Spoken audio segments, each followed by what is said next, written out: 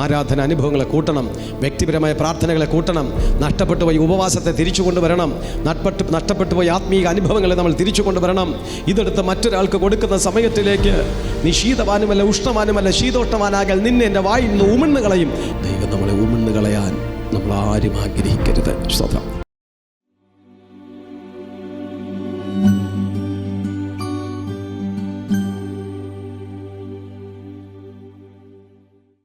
ലൂക്കോസ് സുവിശേഷം 16-ാം അധ്യായം 1 മുതലുള്ള ഭാഗം. പിന്നെ അവൻ ശിഷ്യന്മാരോട് പറഞ്ഞത്, ധനവാനായൊരു മനുഷ്യൻ ഒരു കാര്യവിചാരകനുണ്ടായിരുന്നു. അവൻ അവൻ്റെ വസ്തുവക നാനാവിധമാക്കുന്നു എന്ന് ചിലർ അവനെ കുറ്റം പറഞ്ഞു. അവൻ അവനെ വിളിച്ച്, നിന്നെക്കൊണ്ട് ഈ കേൾക്കുന്നത് എന്ത്? നിൻ്റെ കാര്യവിചാരകത്തിൻ്റെ കണക്കേൽപ്പിച്ചു തരിക. നീ ഇനി കാര്യവിചാരകനായിരിക്കാൻ പാടില്ല എന്ന് പറഞ്ഞു. എന്നാറെ കാര്യവിചാരകൻ, ഞാൻ എന്ത് ചെയ്യേണ്ടു? യജമാനൻ കാര്യവിചാരത്തിൽ നിന്ന് എന്നെ നീക്കുവാൻ പോകുന്നു. കിളപ്പാൻ എനിക്ക് പ്രാപ്തിയില്ല, ഇരപ്പാൻ ഞാൻ നാണിക്കുന്നു. എന്നെ കാര്യവിചാരത്തിൽ നിന്ന് നീക്കിയാൽ അവൻ എന്നെ തങ്ങളുടെ വീടുകളിൽ ചേർത്തുകൊള്ളുവാൻ തക്കവണ്ണം ഞാൻ ചെയ്യേണ്ടത് എന്ത് എന്ന് എനിക്കറിയാം എന്നുള്ളുകൊണ്ട് പറഞ്ഞു. പിന്നെ അവൻ യജമാനൻ്റെ കടക്കാരിൽ ഓരോരുത്തനെ വരുത്തി ഒന്നാമത്തവനോട്, നീ യജമാനന് എത്ര കടംപെട്ടിരിക്കുന്നു എന്ന് ചോദിച്ചു. 100 കുടം എണ്ണ എന്ന് അവൻ പറഞ്ഞു. അവൻ അവനോട്, നിൻ്റെ കൈച്ചീട്ട് വാങ്ങി വേഗമിരുന്ന് 50 എന്ന് എഴുതുക എന്ന് പറഞ്ഞു. അതിനുശേഷം മറ്റൊരുത്തവനോട്, നീ എത്ര കടംപെട്ടിരിക്കുന്നു എന്ന് ചോദിച്ചു. 100 പറ ഗോതമ്പ് എന്നവൻ പറഞ്ഞു. അവനോട്, നിൻ്റെ കൈച്ചീട്ട് വാങ്ങി 80 എന്ന് എഴുതുക എന്ന് പറഞ്ഞു. ഈ അനീതിയുള്ള കാര്യവിചാരകൻ ബുദ്ധിയോടെ പ്രവർത്തിച്ചതുകൊണ്ട് യജമാനൻ അവനെ പുകഴ്ത്തി. വെളിച്ച മക്കളെക്കാളും ഈ ലോകത്തിൻ്റെ മക്കൾ തങ്ങളുടെ തലമുറയിൽ ബുദ്ധിയേറിയവരല്ലോ. അനീതിയുള്ള മാമോനെ കൊണ്ട് നിങ്ങൾക്ക് സ്നേഹിതന്മാരെ ഉണ്ടാക്കിക്കൊള്ളുവിൻ എന്ന് ഞാൻ നിങ്ങളോട് പറയുന്നു. അത് ഇല്ലാതെയാകുമ്പോൾ അവൻ നിത്യകൂടാരങ്ങളിൽ നിങ്ങളെ ചേർത്തുകൊള്ളുവാൻ ഇടയാകും. അത്യല്പത്തിൽ വിശ്വസ്തനായവൻ അധികത്തിലും വിശ്വസ്തൻ, അത്യുൽപ്പത്തിൽ നീതികെട്ടവൻ അധികത്തിലും നീതികെട്ടവൻ. നിങ്ങൾ അനീതിയുള്ള മാമോനിലും വിശ്വസ്തരായില്ല എങ്കിൽ സത്യമായത് നിങ്ങളെ ആർ ഭരമേൽപ്പിക്കും? പെട്ടെന്ന് എല്ലാവർക്കും മനസ്സിലാക്കാൻ പറ്റാത്ത ഒരു വചനമാണ്. അനീതിയുള്ള മാമോനെ കൊണ്ട് നിങ്ങൾക്ക് സ്നേഹിതന്മാരെ ഉണ്ടാക്കിക്കൊള്ളുവിൻ എന്ന് ഞാൻ നിങ്ങളോട് പറയുന്നു. ദൈവം പറയുകയാണ്, അനീതിയുള്ള മാമോനെ കൊണ്ട് സ്നേഹിതന്മാരെ ഉണ്ടാക്കുക. അനീതിയുള്ള മാമോനെ കൊണ്ട് സ്നേഹിതന്മാരെ ഉണ്ടാക്കിക്കൊള്ളുക. ദൈവം പറയുക. ആ ഒരു ഉപമ പഠിപ്പിച്ചിട്ട് സ്റ്റേറ്റ്മെൻറ്റ് തരികയാണ്, അനീതിയുള്ള മാമോനെ കൊണ്ട് സ്നേഹിതന്മാരെ ഉണ്ടാക്കിക്കൊള്ളുക. എന്തായിരുന്നു ഇവിടെ ഒരു കാര്യവിചാരകൻ, അതാണ് അവിടുത്തെ തുടക്കം. ഒരു കാര്യവിചാരകൻ. എന്താ ഈ കാര്യവിചാരകൻ എന്ന് പറഞ്ഞാൽ? ഒരു കാര്യക്കാരൻ, ഒരു നടത്തിപ്പുകാരൻ, ഒരു മാനേജർ, ഒരു കാര്യസ്ഥൻ എന്നൊക്കെ അദ്ദേഹത്തെ പറയാം. നിങ്ങളിൽ പലരും ദൈവത്തിൻ്റെ കാര്യവിചാരകന്മാരാണ്. ഞാൻ കർത്താവിൻ്റെ കാര്യവിചാരകനാണ്. മനസ്സിലാകുന്നു? ദൈവം അതാത് ജോലി അതാത് വ്യക്തികളെ ഏൽപ്പിച്ചിട്ടുണ്ട്. ഇന്ന് കർത്താവ് എന്നെ ഒരു കാര്യവിചാരകനായി ഏൽപ്പിച്ചതാണ്. ഈ പ്ലാറ്റ്ഫോമിൽ നിന്ന് ദൈവത്തിൻ്റെ വചനം വ്യാഖ്യാനിച്ചു കൊടുക്കുക, ദൈവവചനം പറഞ്ഞു കൊടുക്കുക. നിങ്ങളിൽ പലർക്കും ദൈവം കാര്യവിചാരകന്മാർ പല ഡിപ്പാർട്ട്മെൻറ്റുകളെ നിങ്ങൾ ഏൽപ്പിച്ചു. അത് നിങ്ങൾക്ക് തന്നെ അറിയാം ഓരോരുത്തർക്ക്. ചിലർക്ക് ബൈക്കിൻ്റെ പുറകെ ഒരാളെ കയറ്റി കൊണ്ടുവരാൻ വേണ്ടിയിട്ട് ജോലി കൊടുത്തു, നിങ്ങളത് വന്നു. ചിലർക്ക് കാറിൽ വേറൊരാളെ കൂടെ കയറ്റി കൊണ്ടുവരാൻ വേണ്ടിയിട്ട് നിങ്ങളെ അതേ ഉത്തരവാദിത്തപ്പെടുത്തി നിങ്ങളത് ചെയ്ത് കാണും. ചിലരെ കൗണ്ടറിലിരിക്കാൻ പറഞ്ഞു, ചിലരെ മറ്റൊരു സ്ഥലത്തിരിക്കാൻ പറഞ്ഞു. ചിലർ, എൻ്റെ സഹോദരന്മാർ, നല്ല കത്തുന്ന ചിലർ അവിടെ മാറി നിന്നപ്പോൾ ഇവിടെ കത്തുന്നില്ല ആരും. അപ്പോൾ ദൈവം എന്ത് ചെയ്തു? ആ കത്തുന്നവർ ഇവിടെ കൊണ്ടുവന്നു. അപ്പോൾ ഇന്ന് ചിലരെ ഇവിടെ കൊണ്ടുവന്നത് മറ്റുള്ളവരെ കൂടെ കത്തിക്കാൻ. ഇങ്ങനെ ഓരോരുത്തരും ഓരോ തരത്തിലുള്ള കാര്യവിചാരകന്മാരാണ്. ഓരോരുത്തരും ഓരോ തരത്തിലുള്ള ഉത്തരവാദിത്തങ്ങളാണ്. നമ്മളത് ആ ഒരു വാക്ക് പറയുമ്പോൾ തന്നെ സ്വയപരിശോധന നടത്തണം. നമ്മളൊന്നും വലിഞ്ഞു കയറി വന്നതൊന്നും അല്ല. നമ്മളെ ദൈവം ഏതോ ഉത്തരവാദിത്തങ്ങൾ ഏൽപ്പിച്ചാക്കണം. അതൊക്കെ ഭംഗിയായിട്ട് ചെയ്യുന്നോ ഇല്ലയോ എന്ന് സ്വയപരിശോധന ചെയ്യണം. ഷാജി ശാലോമിന് വേണ്ടിയിട്ട് പ്രാർത്ഥിക്കാൻ ദൈവം ചിലരെ ആക്കിയിട്ടുണ്ട്. കറക്റ്റായിട്ട് അത് ചെയ്തു പൊയ്ക്കൊണ്ടിരിക്കുന്നുണ്ടോ? സഭയ്ക്ക് വേണ്ടി പ്രാർത്ഥിക്കാൻ ചിലരെ ദൈവം ആൽപ്പിച്ചിട്ടുണ്ട്. അത് കൃത്യമായിട്ട് ചെയ്യുന്നുണ്ടോ? ഇതൊക്കെ ഇങ്ങനെയുള്ള ദൈവവചനങ്ങൾ വചനങ്ങൾ നമ്മിലേക്ക് കടന്നു വരപ്പെടുമ്പോൾ നമ്മൾ സ്വയം പരിശോധന നടത്തണം. സ്വയമായിട്ട് നമ്മൾ ഇതെല്ലാം മനസ്സിലാക്കണം. സ്തോത്രം. അങ്ങനെ കാര്യവിചാരകനായിട്ട് കുറേ പേര് ദേശത്തിന് വേണ്ടി പ്രാർത്ഥിക്കും. വല്ലോ നിങ്ങൾക്ക് മനസ്സിലായോ എന്ന് എനിക്കറിയത്തേയില്ല. കർത്താവ് ഒരു ചർച്ചിനെ തന്നെ ആക്കി വയ്ക്കുമ്പോൾ ചർച്ചിന് ഒരുപാട് കാഴ്ചപ്പാടുകൾ, ദർശനങ്ങൾ കൊടുത്തിട്ടുണ്ട്. അതെല്ലാം കൃത്യമായിട്ട് ചെയ്തുകൊണ്ടിരിക്കണം. പ്രേ ടവറുകൾ പണിതുകൊണ്ടിരിക്കുന്നു, അല്ലെങ്കിൽ മിഷൻ ജേണി പൊയ്ക്കൊണ്ടിരിക്കുന്നു, വരുന്നവർക്ക് ഫുഡ് കൊടുത്തുകൊണ്ടിരിക്കുന്നുണ്ട്. അതോടൊപ്പം അനേക വീടുകളിൽ പ്രാർത്ഥിക്കാൻ ആൾക്കാരെ ഉത്സാഹിപ്പിച്ച് അവരെ പറഞ്ഞു വിട്ടുകൊണ്ടിരിക്കുന്നു. ഫോൺ മിനിസ്ട്രി ചെയ്യുന്നു വന്നാൽ 7-8 പേര് അതിലിരുന്ന് ഫോൺ. അപ്പോൾ ഇതെല്ലാം ഞങ്ങൾ ചർച്ചിനെ ഏൽപ്പിച്ചിരിക്കുന്ന ജോലികളാണ്. ഇതെല്ലാം ഓരോരുത്തർക്കും ആ ജനങ്ങൾക്ക് കിട്ടുന്ന ഭയങ്കര അനുഗ്രഹങ്ങളാണ്.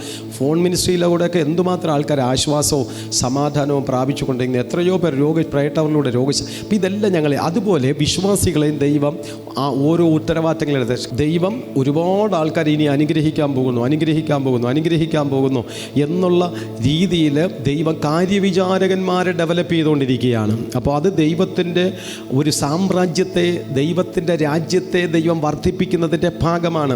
അതിനകത്ത് നിങ്ങൾ വലിഞ്ഞു കയറി വന്നല്ല, നിങ്ങൾ വിളിച്ചിട്ട് വന്നവരാ. ദൈവം നിങ്ങളെ പല രോഗത്തിലൂടെ വിളിച്ചുകൊണ്ട് വന്നു, പലരെ സാമ്പത്തിക പ്രതിസന്ധിയിലൂടെ ദൈവം വിളിച്ചുകൊണ്ട് വന്നു. കാരണം അല്ലാതെ നിങ്ങൾ അപ്പോയിൻമെൻറ്റ് ഓർഡർ അയച്ച ഒരൊറ്റയെണ്ണം വരൂലെന്ന് ദൈവത്തിന് നന്നായിട്ട് അറിയാമായിരുന്നു. അതുകൊണ്ട് തന്നെ നിങ്ങൾക്ക് അയക്കേണ്ടുന്ന രീതിയിൽ അങ്ങോട്ട് സ്തോത്രം ഓഫർ ലെറ്റർ അയച്ചു. സ്തോത്രം. ഗൾഫിൽ നിന്ന് വരുന്ന ഓഫർ ലെറ്റർ പോലെയൊന്നും അല്ലായിരുന്നു. ചിലർക്ക് തലവേദന കൊടുത്ത ഓഫർ ലെറ്റർ, ചിലർക്ക് മുട്ടുവേദന, ചിലർക്ക് കൈവേദന, കാലുവേദന, രോഗം, സാമ്പത്തിക പ്രശ്നം, അസമാധാനം, ശത്രുത, കേസ്, ഉറക്കമില്ലായ്മ, ഇങ്ങനെ പലർക്കും പല തരത്തിലുള്ള ഓഫർ ലെറ്ററാണ് വന്നത്. ആ ഓഫർ ലെറ്റർ മേടിച്ച് നിങ്ങൾ നേരെ വന്നു, പള്ളിയിൽ വന്നിട്ട് ദൈവസന്നിധിയിൽ വന്നു, കുറേശ്ശെ വചനം പഠിച്ചു. നിങ്ങൾ അപ്രതീക്ഷിതമായിട്ടാണ് എങ്കിലും നിങ്ങൾ ചിലതിലൊക്കെ ഇൻവോൾവായി. നിങ്ങൾ ഒന്നുമില്ല, ഞാൻ പ്രാർത്ഥനയെക്കുറിച്ച് തന്നെ പറയാം. അപ്പോൾ അത് കുറച്ച് കൂടുതൽ കോമൺ ആയിട്ടുള്ള സാധനമാണല്ലോ. നിങ്ങൾ ചില സബ്ജക്റ്റുകൾക്ക് നിങ്ങളെ വീട്ടിന് വേണ്ടി പ്രാർത്ഥിക്കുക മാത്രമല്ല, സഭയ്ക്ക് വേണ്ടി പ്രാർത്ഥിക്കുവാനും സഭയിൽ കടന്നു വരുന്ന വ്യക്തികൾക്ക് പ്രാർത്ഥിക്കാനും ഒക്കെ നിങ്ങളെ കാര്യവിചാരകന്മാരാക്കി. പക്ഷേ നിങ്ങൾ കുറച്ച് ദിവസം കഴിഞ്ഞപ്പോൾ പറഞ്ഞു, ഞാൻ പ്രാർത്ഥിക്കേണ്ട ആവശ്യകതയില്ല, എന്നെക്കാളും കൃപാവരുള്ള ഒരുപാട് ആൾക്കാർ അവിടെയുണ്ട്, അവരൊക്കെ പ്രാർത്ഥിച്ചുകൊണ്ടിരിക്കട്ടെ, വേണമെങ്കിൽ ചെയ്യട്ടെ, കുഴപ്പമില്ല, ഞങ്ങൾ കുറേ കാലം പ്രാർത്ഥിച്ചല്ലേ, ഇനിയിപ്പോൾ പുതിയ തലമുറക്കാരൊക്കെ അങ്ങ് പ്രാർത്ഥിക്കട്ടെ, അല്ലെങ്കിൽ ഞങ്ങൾ കുറേ കാലം പ്രവർത്തിച്ചല്ലേ, ഞങ്ങൾ ഇതല്ലേ എന്നൊക്കെ പറഞ്ഞ് ഈ വ്യക്തി ഇതിൽ നിന്ന് ബാക്കിലോട്ട് വലിയാൻ തുടങ്ങി. കാര്യവിചാരകൻ. സ്തോത്രം. എന്നിട്ട് ഞായറാഴ്ച പള്ളിയിൽ പോലും പോകാതെ ആ വ്യക്തി എന്ത് ചെയ്തു? സ്തോത്രം. ഏതെങ്കിലും ആളുകളിലും ഏതെങ്കിലും ടൂറിസ്റ്റ് കേന്ദ്ര സ്ഥലങ്ങളിലും മ്യൂസിയത്തും ഓണാഘോഷത്തിനും അതോടൊപ്പം അവിടെയും ഇവിടെയും ഒക്കെ ഇങ്ങനെ ചുറ്റി നടന്നു. അപ്പോൾ അങ്ങനെ ഇരുന്ന സമയത്തിൽ സ്തോത്രം. പിന്നെ അവന് ശിഷ്യന്മാരോട് പറഞ്ഞു, ധനവാനൊരു മനുഷ്യനൊരു കാര്യവിചാരമുണ്ട്, അവൻ്റെ വസ്തുവ നാനവൻ ചിലർ അവനെ കുറ്റം പറഞ്ഞു. അപ്പോഴാണ് ചിലർ കുറ്റം പറഞ്ഞത്, ഇപ്പോൾ അവൻ ശരിയല്ല, പഴയതുപോലുള്ള എരിവൊന്നുമില്ല, പുള്ളി കുറേശ്ശെ അകന്നുകൊണ്ടിരിക്കുകയാണെന്ന് ഈ യജമാനോട് പറഞ്ഞു.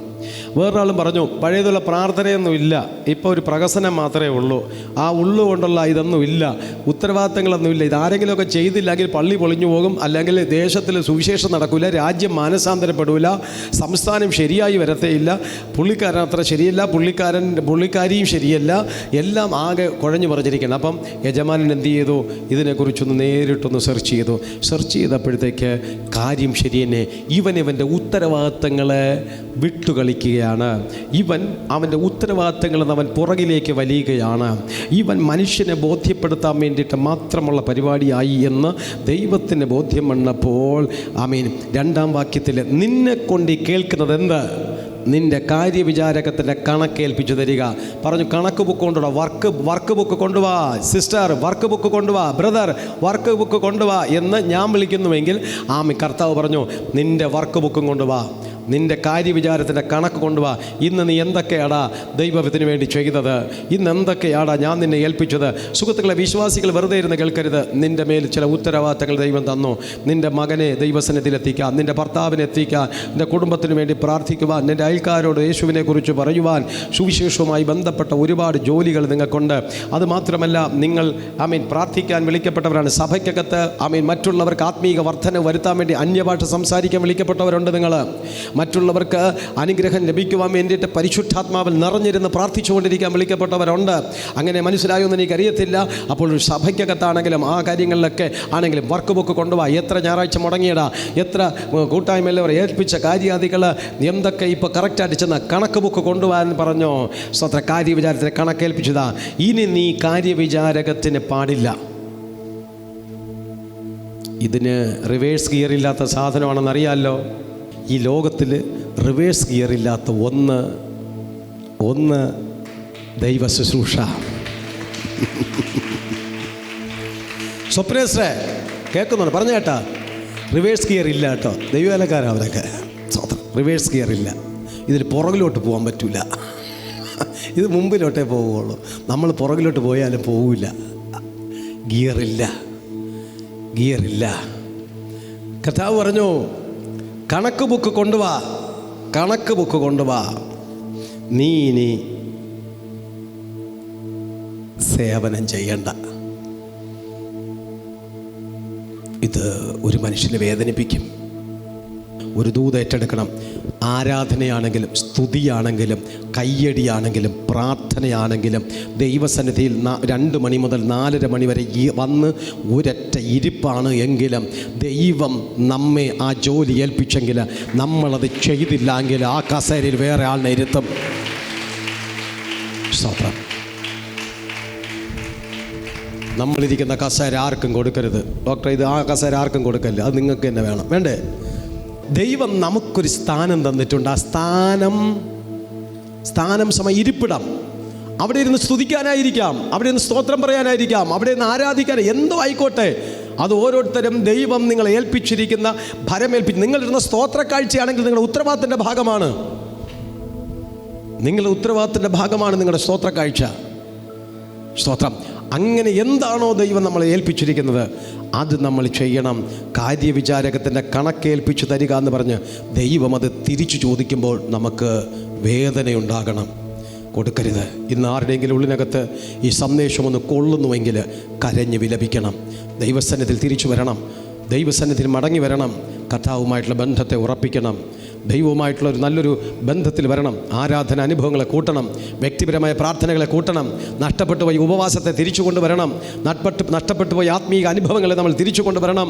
ഇതെടുത്ത് മറ്റൊരാൾക്ക് കൊടുക്കുന്ന സമയത്തിലേക്ക് നീ ശീതവാനുമല്ല ഉഷ്ണവാനുമല്ല ശീതോഷ്ണവാനാകൽ നിന്നെ എൻ്റെ വായിൽ നിന്ന് ഉമിഴ്ന്നു കളയും എന്ന് ദൈവം പറയുന്ന സമയത്തിൽ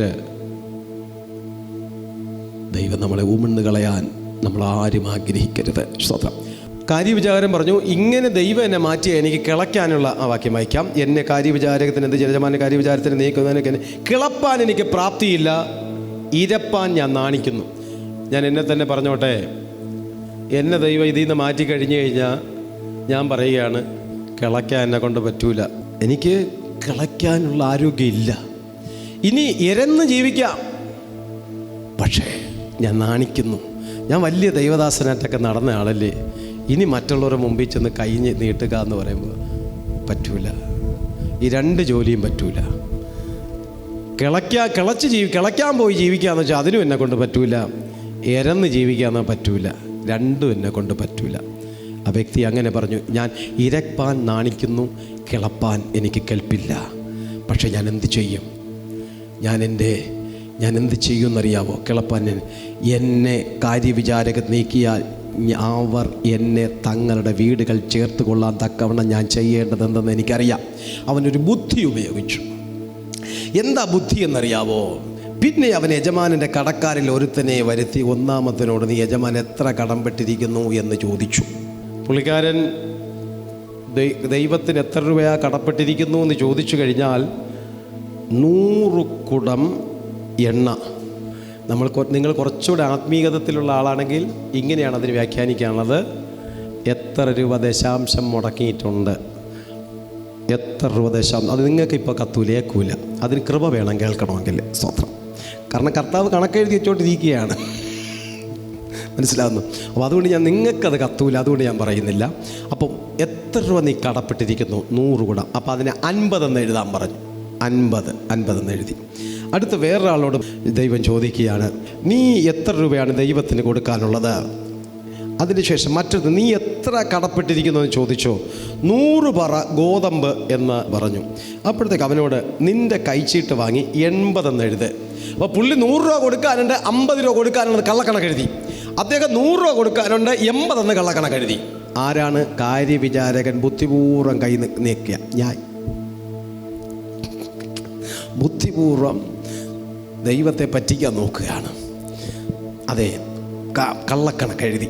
അപ്പോൾ പുള്ളിക്കാരനെ 50 രൂപ, 50,000 രൂപ, 1,00,000 നമുക്ക് ഏൽപ്പിക്കാൻ പറയാം. 50 വെട്ടിച്ചു, പുള്ളിയുടെ 20 വെട്ടിച്ചു. ഇത് രണ്ടും കൂടെ അങ്ങോട്ട് വെട്ടിച്ച് വെച്ചിട്ട് അതിനുശേഷം മറ്റൊരുത്തരോട് നീ എത്ര കടപ്പെട്ടിരിക്കുന്നു പറയും. എന്ന് പറഞ്ഞു. ക്ഷത്ര ഈ അനീതിയുള്ള കാര്യവിചാരകൻ ബുദ്ധിയോടെ പ്രവർത്തിച്ചത് യജമാനൻ അവനെ പുകഴ്ത്തി. വെളിച്ച മക്കളെക്കാൾ ഈ ലോകത്തിൻ്റെ മക്കൾ തങ്ങളുടെ തലമുറയിൽ ബുദ്ധിയേറെ. അപ്പോൾ ഇത് വെളിച്ച മക്കളെക്കാൾ ലോകത്തിൻ്റെ മക്കൾ ജീവിക്കാൻ വേണ്ടിയിട്ട്, നിലനിൽക്കാൻ വേണ്ടിയിട്ട് ഇത് ചെയ്തു. പക്ഷെ നിങ്ങൾ ആത്മീകർക്ക് അതിനുള്ള ബുദ്ധിയില്ല. നിങ്ങൾക്ക് ആത്മീകർക്ക് അതിനുള്ള അറിവില്ല. എന്താ അറിവ്? അനീതിയുള്ള മാമോനെ കൊണ്ട് നീ സ്നേഹിതന്മാരെ ഉണ്ടാക്കിക്കൊള്ളുക. എനിക്ക് അദ്ദേഹത്തിൻ്റെ കിട്ടിയ 50 രൂപയും ഇദ്ദേഹത്തിൻ്റെ കിട്ടിയ 20 രൂപയും പറയുന്ന പേരാണ് അനീതിയുള്ള മാമോൻ. മാമോൻ എന്ന് പറഞ്ഞാൽ എന്താണിത്? പൈസ. ലോകക്കാരൻ്റെ പൈസയെ അല്ലെങ്കിൽ കറൻസിയെ അല്ലെങ്കിൽ ഡോളറിനെ അല്ലെങ്കിൽ ദിനാറിനെയൊക്കെ പറയുന്ന പേരാണ് എന്നാ? മാമോൻ. മാമോൻ അത് അങ്ങനെ ഒരു അത് ആ ഹീബ്രു വേർഡിൽ നിന്നും ആ ഗ്രീക്ക് വേർഡിൽ നിന്നും വന്നതാണ് കറക്റ്റായിട്ട്. അതങ്ങനെയാണ് ബൈബിൾ ഉദ്ദേശിക്കുന്നത്. അപ്പോൾ അനീതിയുള്ള മാമോൻ, ഞാൻ പറയട്ടെ, നിങ്ങളുടെ പലരുടെയും കയ്യിലിരിക്കുന്ന അനീതിയുള്ള മാമോനാണ്. നിങ്ങളുടെ പേഴ്സിലിരിക്കുന്ന അനീതിയുള്ള മാമോനാണ്. എല്ലാം കറക്റ്റ് വേയിൽ വന്നതല്ല. എല്ലാം നിങ്ങളൊരു പക്ഷേ കറക്റ്റ് വേ ആയിരിക്കാം. പലയിടത്തും കയറി ഇറങ്ങി പല കള്ള് ഷാപ്പിൽ നിന്നും വന്ന സാധനമായിരിക്കാം. അത് പല ബിവറേജിൽ നിന്നും വന്നതായിരിക്കാം. അത് പല മോശപ്പെട്ട സ്ഥലത്ത്. അതുകൊണ്ടാണ് ദൈവം അതിനെ അനീതിയുള്ള മാമോൻ എന്ന് നമ്മളതിനെ പറയുന്നത്. പക്ഷെ കർത്താവ് നിങ്ങളുടെ കയ്യിലിരിക്കുന്നത് അനീതിയുള്ള മാമോനാണ്. പക്ഷെ അതിനെ കൊണ്ട് നിങ്ങൾ സ്നേഹിതന്മാരെ ഉണ്ടാക്ക്. അതിനെക്കൊണ്ട് എപ്പോഴും പ്രഷറും ഷുഗറും പിടിക്കുന്ന അതും ഇതൊക്കെ വാങ്ങിച്ചടിച്ച് അവസാനം അസുഖവും പിടിച്ച് രോഗവും പിടിച്ച് മാത്രം നയിക്കാൻ ആവശ്യത്തിന് കഴിച്ച് ആവശ്യത്തിന് കുടിച്ച് ആവശ്യത്തിന് ചിലവാക്കി അതിൻ്റെ ഒരംശമെടുത്ത് നീ സ്നേഹിതന്മാരെ ഉണ്ടാക്കണം. ഹല്ലേലൂയാ. പിടിയിട്ടില്ല. നിങ്ങളൊക്കെ എൻ്റെ സ്നേഹിതന്മാർ തന്നെ തന്നെ തന്നെ സ്നേഹിതരല്ലേ? ശത്രുവാണോ? സ്നേഹിതരാണോ?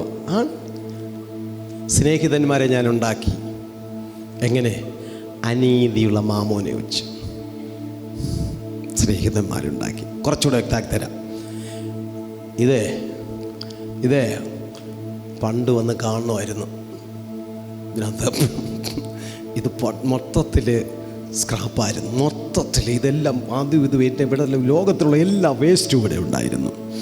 എൻ്റെ കയ്യിൽ കുറേ അനീതിയുള്ള മാമോനുണ്ടായിരുന്നു. സ്വത്രം മനസ്സിലാകുന്നു. ഈ മാമോനെ കൊണ്ട് കുറേ പേർക്ക് ശമ്പളമൊക്കെ കൊടുത്ത് ഇതെല്ലാം ഇവിടെ നിന്ന് മാറ്റി. ഇതെല്ലാം മാറ്റി. എൻ്റെ കയ്യിൽ വീണ്ടും കുറേ അനീതിയുള്ള മാമോനുണ്ടായിരുന്നു. ഞാൻ കുറേ ആശാരിമാരെ കൊണ്ടിങ്ങോട്ട് ഇറക്കി. സ്തോത്രം. അനീതിയുള്ള മാമോനിൻ്റെ കയ്യിലുണ്ടായിരുന്നു. അനീതിയുള്ള മാമോനെ കൊണ്ട് കുറേ തടിയൊക്കെ മേടിച്ചു. അനീതിയുള്ള മാമോനെ കൊണ്ട് ഞാൻ എന്ത് ചെയ്തു? മാറ്റ് മേടിച്ചു. അനീതിയുള്ള മാമോനെ കൊണ്ട് പ്രൈസലോൺ ലൈറ്റുകളെല്ലാം ഘടിപ്പിച്ചു.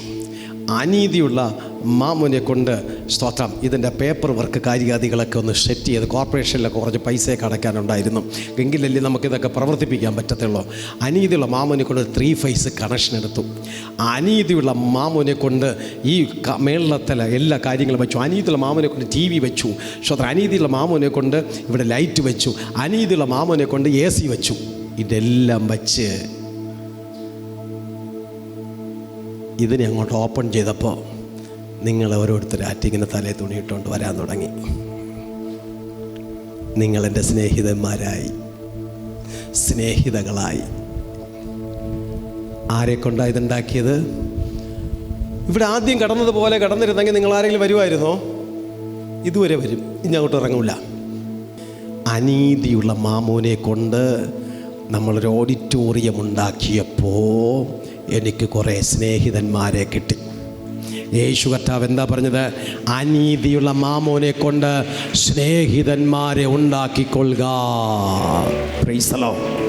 അപ്പോൾ സുവിശേഷത്തിൻ്റെ മാസമായിരിക്കുന്ന ഈ മാസം അനീതിയുള്ള മാമോനെ കൊണ്ട് നിങ്ങൾ ആത്മീക സുഹൃത്തുക്കളെ ഉണ്ടാക്കണം. ഹല്ലേലൂയ. മക്കളെ കെട്ടിച്ചു വിടാൻ വേണ്ടി മാത്രമല്ല അനീതിയുള്ള മാമോനെ ഉപയോഗിക്കാൻ, മക്കളെ പഠിപ്പിക്കാൻ വേണ്ടി മാത്രമല്ല അനീതിയുള്ള മാമോനെ നിങ്ങൾ വേർതിരിക്കാൻ വേണ്ടി, നിങ്ങൾക്ക് 3 തലമുറകൾ കഴിക്കാൻ വേണ്ടി മാത്രമല്ല അനീതിയുള്ള മാമോനെ നിങ്ങൾ ഉപയോഗിക്കേണ്ടത്. നിങ്ങൾക്ക് സുഖലോലുപമായ ജീവിതത്തിന് വേണ്ടിയിട്ട് മാത്രമല്ല അനീതിയുള്ള മാമോനെ നിങ്ങൾ ഉപയോഗിക്കേണ്ടത്. സ്നേഹിതന്മാരെ ഉണ്ടാക്കാൻ സുവിശേഷത്തിന് വേണ്ടിയിട്ട് വിത്ത് പാകണം. ദൈവത്തിന് കൊടുക്കേണ്ടത് കൊടുക്കണം. ദൈവത്തിന് വേണ്ടിയിട്ട് ദൈവരാജ്യ വിസ്തൃതിക്ക് വേണ്ടി ദൈവവേലയ്ക്ക് വേണ്ടിയിട്ട് ദൈവസഭ കൊടുക്കണം.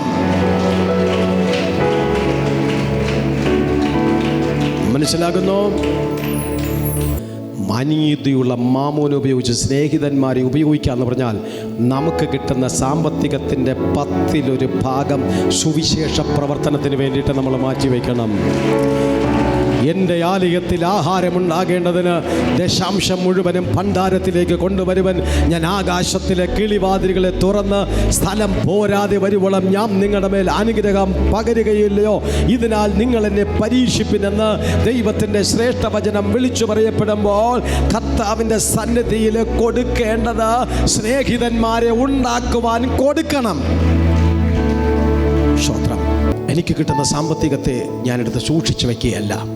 എനിക്ക് കിട്ടുന്ന സാമ്പത്തികത്തെ ഞാൻ അടുത്ത തലമുറയ്ക്ക് വേണ്ടിയിട്ട് മാറ്റിവെക്കുകയല്ല. എനിക്ക് കിട്ടുന്ന സാമ്പത്തികം എൻ്റെ സ്വന്തം ആവശ്യത്തിന് വേണ്ടി ഞാൻ ഉപയോഗിക്കുകയല്ല. അനീതിയുള്ള ഈ മാമോനെ കൊണ്ട് ഞാൻ എത്രത്തോളം സ്നേഹിതന്മാരെ ഉണ്ടാക്കാനായിട്ട് കഴിയുമോ അത്രത്തോളം സ്നേഹിതന്മാരെ ഉണ്ടാക്കുന്നുവെങ്കിൽ ഇന്ന് ഈ കൂട്ടത്തിലായിരിക്കും. നിങ്ങൾ എത്ര സ്നേഹിതന്മാരെ ഉണ്ടാക്കി? നിങ്ങൾ എത്ര പേരെ രൂപാന്തരത്തിലേക്ക് കൊണ്ടുവന്നു? നിങ്ങൾ എത്ര പേരെ മാനസാന്തര അനുഭവത്തിലേക്ക് കൊണ്ടുവന്നു? സുവിശേഷത്തിന് വേണ്ടി നിങ്ങൾ എന്ത് ചെയ്തോ? സുവിശേഷത്തിന് വേണ്ടി നിങ്ങൾ തോൾ കൊടുത്തോ? സുവിശേഷ പ്രവർത്തനത്തിന് വേണ്ടി നിങ്ങൾ നിന്നോ? ഇല്ല എങ്കിൽ ഈ മാസം ദൈവരാജ്യ വിസ്തൃതിക്ക് വേണ്ടി നിൽക്കണം. ദൈവം നിങ്ങളിൽ നിന്ന് ആഗ്രഹിക്കുന്നത് അത് തന്നെ. നമ്മൾ ഇത്രയും കാലം നമ്മുടെ അനുഗ്രഹത്തിന് വേണ്ടി ആഗ്രഹിച്ചു. അനുഗ്രഹം പക്ഷേ ഈ മാസം നമുക്ക് ഒരല്ലലും ഇല്ലാതെ നമുക്ക് അനുസരിക്കാം.